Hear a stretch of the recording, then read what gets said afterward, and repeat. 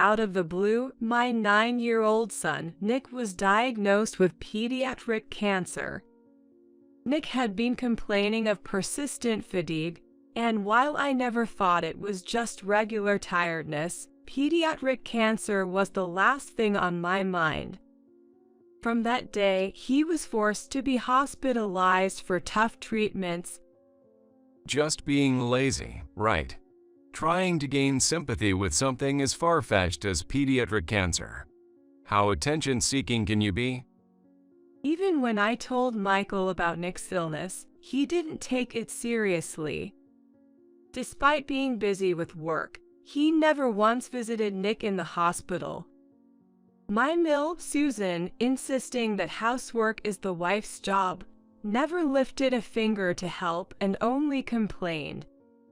Then, one day, Susan and Michael, who had never visited before, came to Nick's hospital room. You know, cancer can be cured with vitamins, right? Excuse me. I found lots of stories online about miraculous cancer cures with vitamins. Like, stage 4 cancer disappeared in a week. So, I'll cure our Nick's cancer. He took the orange juice Nick was drinking, threw it over his head. I'm going on a week-long spot rip with your grandma. Make sure you're cured by the time I get back. Shocked by this unbelievable event, both Nick and I were speechless. After they left, Nick burst into tears, relieved from the fear. Cure cancer with vitamins? What is that even about? And who throws liquid on a sick person seriously? Filled with incredible anger, I decided to get back at them. Little did they know, a shocking truth awaited them a week later. I married my first husband, David, when I was 26. He was 4 years older and had been my tutor when I was preparing for high school. After I started working, we reconnected as colleagues. They gradually moved from reminiscing to talking about the future and got married. That's the background of the situation. The following year, Nick was born. Just as our new family began its journey, David passed away due to illness. He had felt fatigue but didn't seek medical attention due to work. One day, he collapsed at work, and upon examination, it was discovered he had cancer. He started treatment immediately, but the disease progressed rapidly, and he passed away 3 months later. Years later, I remarried my current husband, Michael. Initially, I worried about how Nick and Michael, not related by blood, would get along. But gradually, they grew closer, and one day Nick asked if he could call Michael Dad. Surprised, Michael and I exchanged looks, but we knew this was our answer and considered marriage seriously. Our meeting with Michael's parents went smoothly, and they adored Nick as their own grandchild. It was Michael's first marriage, so we invited family and close friends for a wedding ceremony. You would have thought I'd have 2 weddings. I joked with my friends. It was a heartwarming ceremony. However, the seemingly happy in-law family had its issues. Michael's younger brother, who married before us. Michael had moved out when he started working. Marriage was unthinkable, it seemed to be his favorite saying. And his serious brother-in-law decided to take over his parents-in-law's family, got married, and lived with them in the in-laws' house. My mother-in-law, Susan, seems to be at odds with my brother-in-law's wife, Alice, and her complaints about Alice always enter into the conversation, which made me uncomfortable. I didn't want to take sides based only on her complaints, nor did I feel right asking Alice about it. So, I mostly nodded along and ignored her rants. But this seemed to encourage her to increasingly intrude into our home. She started staying over for various reasons, and before I knew it, she was staying over half of the month and eventually moved in with her belongings. She began acting as if she owned the place, and her attitude towards me and Nick changed. At first, my mother-in-law was kind and understanding to me and my son. She began to say sarcastic things that were not important to us. Before remarrying, I was working part-time, getting by with the help of David's estate. Even after remarrying, I continued working part-time, albeit less frequently, to contribute a little extra. Considering Nick's future, having more money is always better. However, Susan implied that my working part-time meant Michael wasn't earning enough and kept telling me to quit. After all, you're a mom and should prioritize parenting. I've never once neglected Nick because of my job. We've managed just fine together. But then, Susan started making snide remarks to Nick. You're the reason your mom struggles. Your new dad even feels embarrassed about you in public. She blamed Nick for making Michael feel uncomfortable and started forcing him to do middle school level workbooks, which were too advanced for a child in lower elementary. He hasn't even learned the basics, and she's making him do middle school workbooks. Of course, Nick couldn't answer any questions and ended up crying.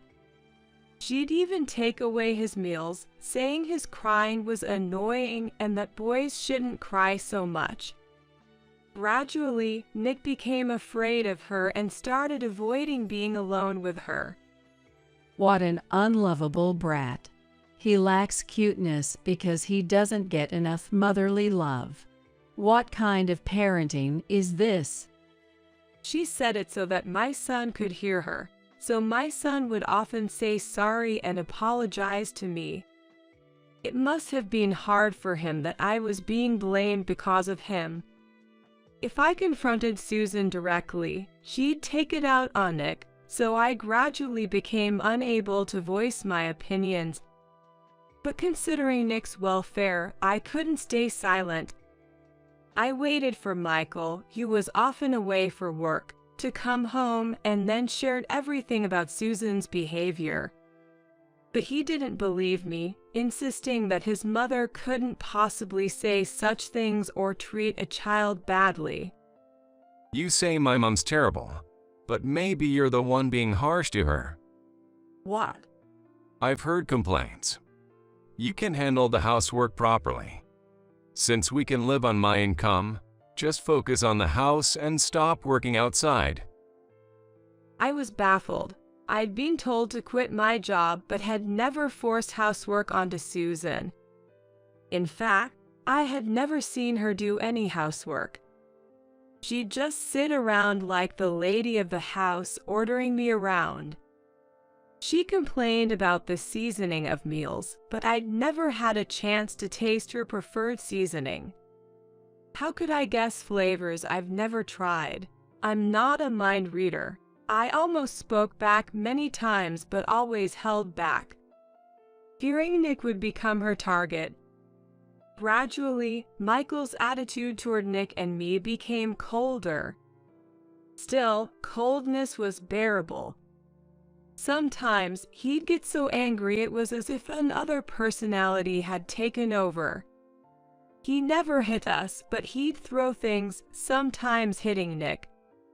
Once, when Nick cried from pain and fear, Michael dragged him outside, saying to stay there until he stopped crying. I shielded Nick, ready to be hit, but luckily, Michael lost interest, muttering it was a turn-off. He must be stressed from work. I fought, believing he'd return to his kind self if he calmed down. I decided to endure, prepared to protect Nick from harm, but it wasn't easy. Amidst these unresolved issues with Susan and Michael, Nick turned 9. He loved basketball and started attending a clinic held by an amateur basketball team.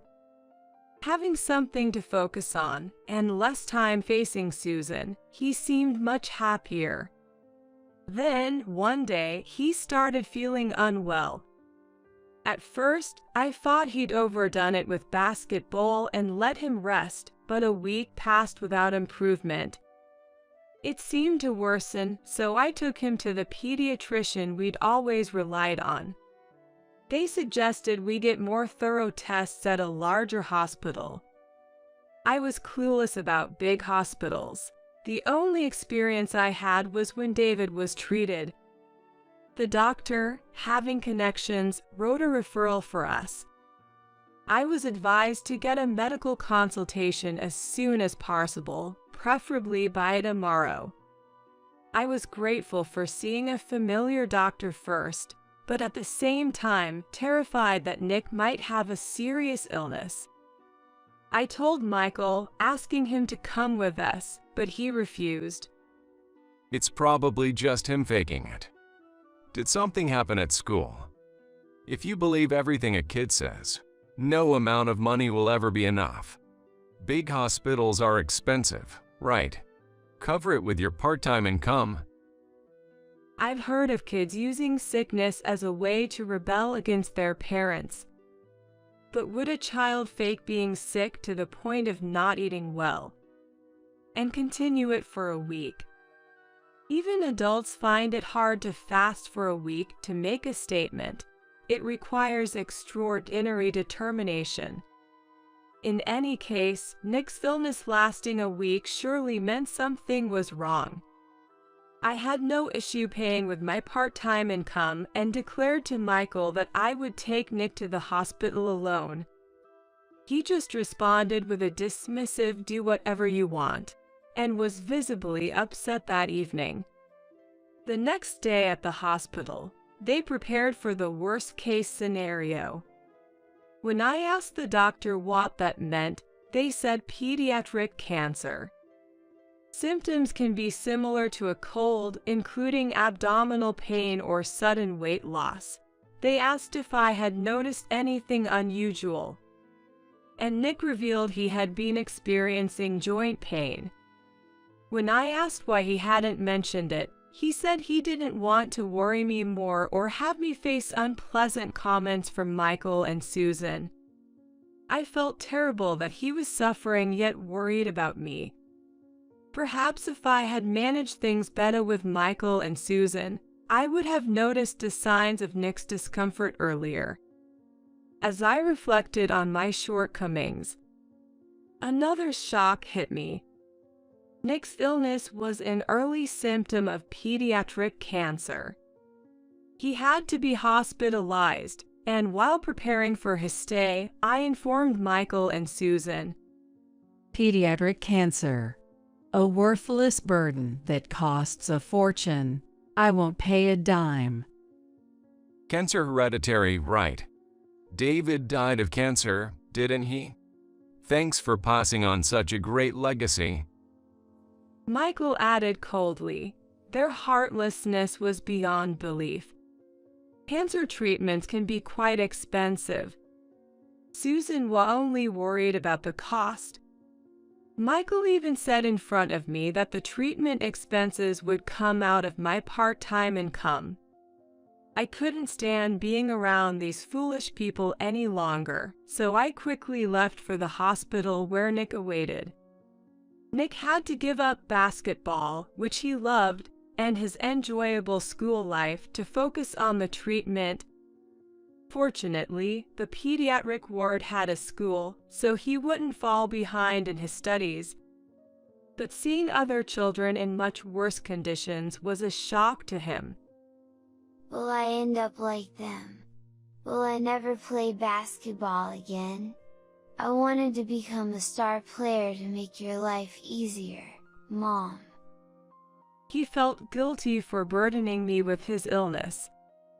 It's said that a patient's mental state can influence their condition, so I was advised to avoid making him feel like a burden.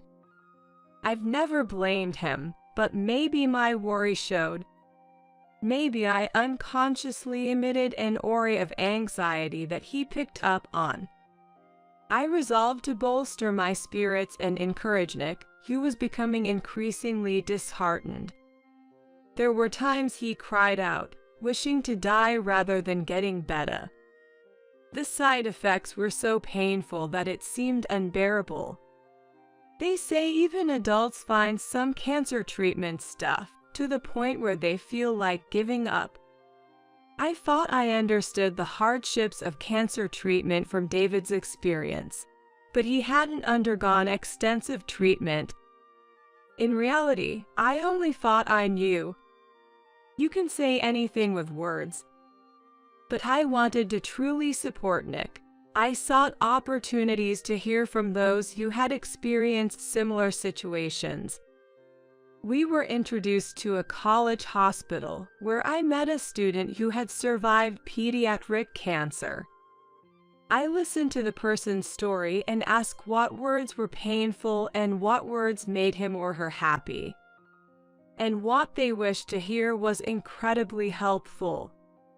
Despite our struggles, neither Michael nor Susan visited Nick.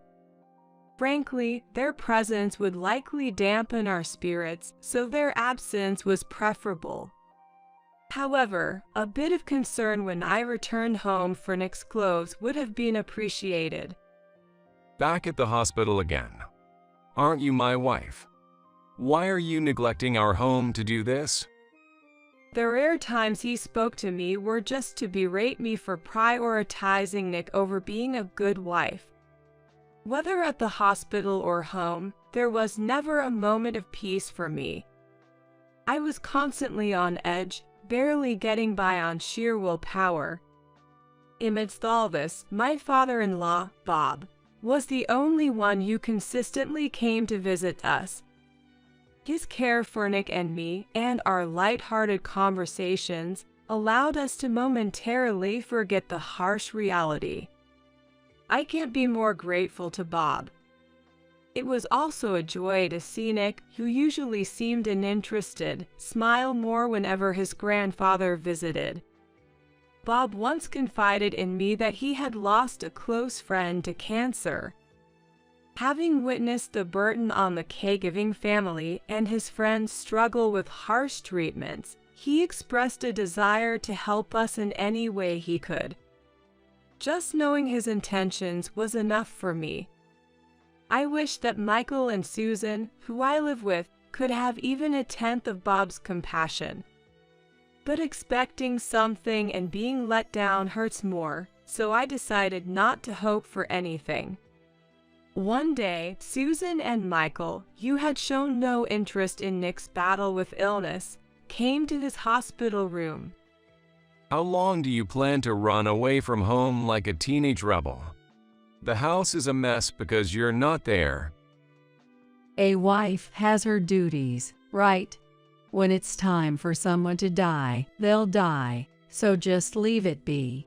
The cure for cancer is just a matter of luck anyway. Cure for cancer a matter of luck. Everyone dies eventually. What are those the words you say in a ward where many are striving for recovery? Were they always this despicable? I was so enraged and dumbfounded that I lost all reason. There are things you should and shouldn't say, right? There's a time and place for everything, isn't there? Don't you, who have lived many times longer than Nick, know that? Maybe you both should get a brain scan. Sometimes tumors in the brain can cause personality changes. I remembered some medical drama with a similar plot, though it was a vague memory. I said it confidently, hoping to scare them a bit. You're insulting the mother who raised me. Your son's weak and got cancer because of your poor parenting, right? I read online that cancer can be instantly cured by just taking vitamins. I'll cure him. Michael grabbed Nick's half-finished orange juice and poured it over his head. It was a move so unexpected that I couldn't intervene. Nick and I were so shocked that we could only stand there, stunned. Michael and Susan pointed and laughed at us. I'm going on a trip with Mom. If your stupid son's illness isn't cured by the time we return, who knows what we'll do. Keep that in mind. Make sure you clean up the house by the time we're back. They left the room after their one-sided tirade. As the tension eased, Nick burst into tears, overwhelmed by fear. The nurses rushed in upon hearing the commotion, busying themselves with cleaning and changing the sheets. Meanwhile, Nick and I waited in an empty room. I apologized to Nick for making our supposedly normal life, especially our home, a place of fear for him. I regretted my naive hope that reducing contact with Susan could somehow make things better, and for enduring these past years, I apologized to Nick. He comfortingly said he endured the mean granny just like I did, showing his kind nature. I vowed to exact an unforgettable revenge on Michael and Susan for their cruel words to Nick. About a week after making my vow of revenge, Michael called me. Hey, why can't I get into my own house? What kind of wife locks out her husband? Do you forget his providing for you? His voice was so loud, it rang in my ears, even with the phone's volume down. When did that house become his, anyway? That house was inherited from David. Michael suggested we start our married life there since his apartment lease was nearing renewal. He had said we'd eventually move to a new place, but there was no sign of that happening. Before remarrying, a friend of David had offered to buy the house, offering a price above market value. I considered it, thinking we'd move to a new home after remarrying, and Michael might feel uncomfortable in David's house. The offer was tempting, with the location and layout being ideal, and they were willing to meet my asking price. However, I couldn't part with the memories of David and kept the house. I told them we could discuss it again when I was ready to sell. However, Michael never mentioned moving out, and Susan made herself at home, leading to our current situation. I recalled someone saying that memories aren't in things but in people's minds. It's only now that I truly understand that sentiment, albeit a bit late. I should have sold the house when Susan started to overstay. When I approached David's acquaintance about selling the house, although it was belated, they were delighted to help. They even apologized for bringing up the sale during a time when I was grieving. The paperwork for the sale had already been completed. They were considerate about my move and Nick's illness, agreeing to work around my schedule for handing over the house. I was grateful, but to truly get revenge on Michael and Susan, I moved out promptly. I sent Michael and Susan's belongings to their family home, charging them for the shipping. Nick and I took only the essentials and had already moved into our new place. When Michael kept insisting it was his house, I reminded him it was inherited from David and belonged to me. He was momentarily taken aback but quickly retaliated. Even if it's true, you had no right to make decisions without consulting me, who lived there with you. I paid for the maintenance, so it's my house. Living in the house, we also faced issues like poor water flow and faulty toilets, signs of deterioration. He argued nonsensically that because he had paid for some repairs, the house belonged to him. I ignored his reasoning and declared my intention to divorce him. Hearing our conversation, Susan interjected. What an ungrateful woman. After accepting you, a remarried woman with baggage, as a daughter-in-law, you want a divorce? Women like you are a nuisance wherever you go. I'm saying I'll disappear from your lives, which should make you happy.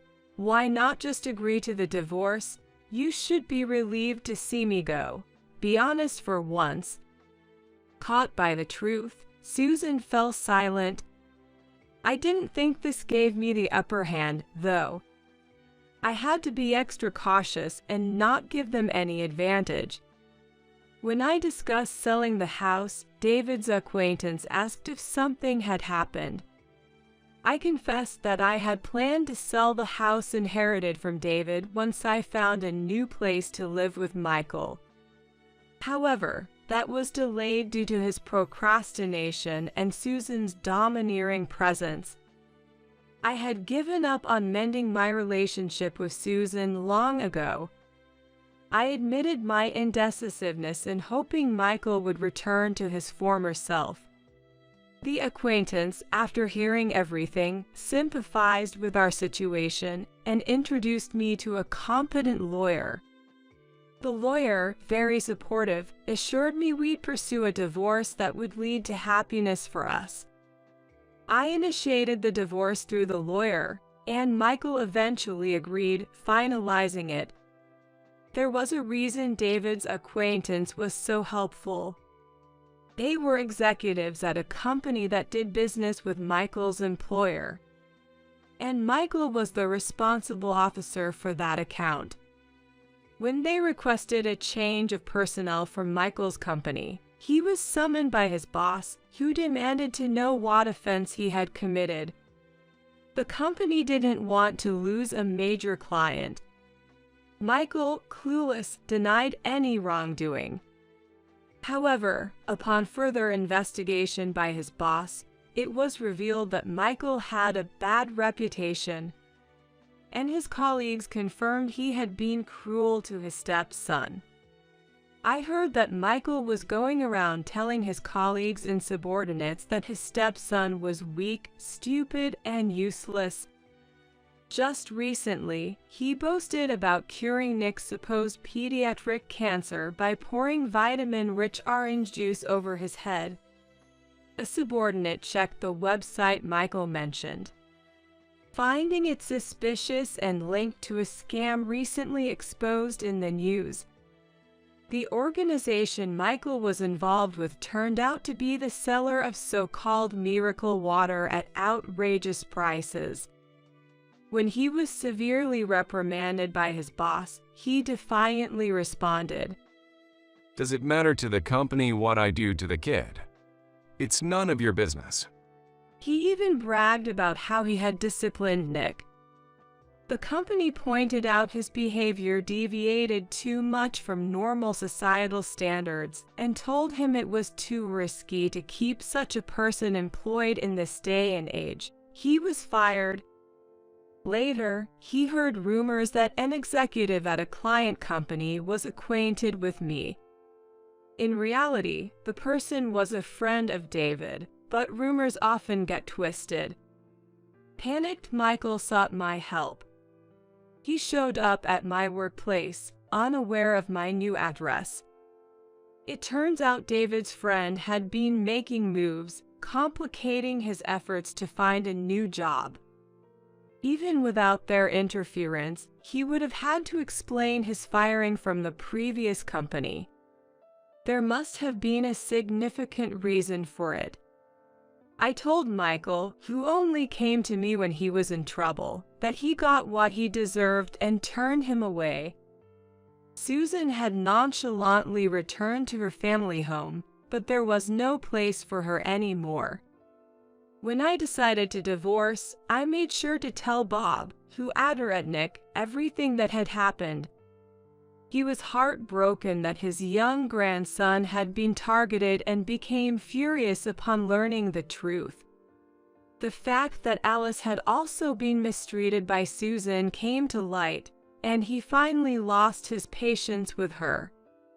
When Susan returned as if nothing had happened, he told her they were getting divorced.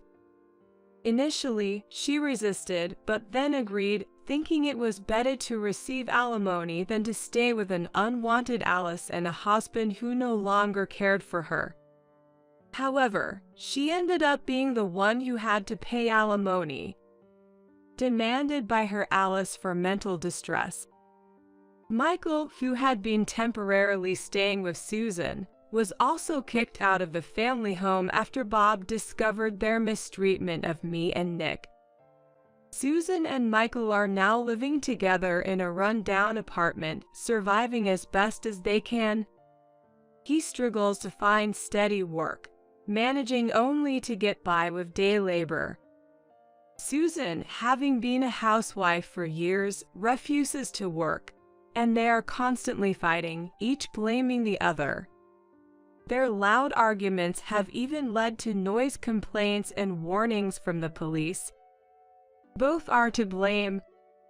Susan initiated the trouble, and Michael went along with it, but he shares the responsibility from the moment he participated. As for Susan, she seems too stubborn and thick-skinned to be affected by any downfall. After everything was settled, Bob visited me and Nick once. He was deeply apologizing for the actions of his wife and son. He wished us happiness and quietly gave me some money as compensation, which I initially refused. But he insisted, saying it was the least he could do since he couldn't be there to see Nick recover.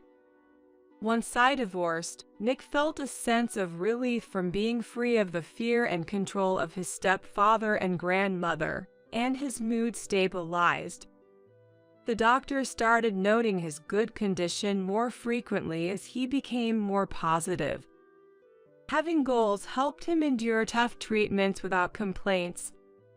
His efforts paid off, and he was granted temporary discharge. If there were no issues, he could gradually return to normal life while continuing treatment. Over time, his condition further stabilized, allowing him to attend school with some restrictions. Though he sometimes needs to be hospitalized, it's not for as long as before. He sets small goals for himself, like things to do or eat after his hospital stays or treatments, focusing on his recovery. This school and its students are understanding and supportive, giving me peace of mind when sending him there. I feel relieved and happy seeing his steady recovery. Now, I'm determined to walk towards greater happiness with Nick, side by side.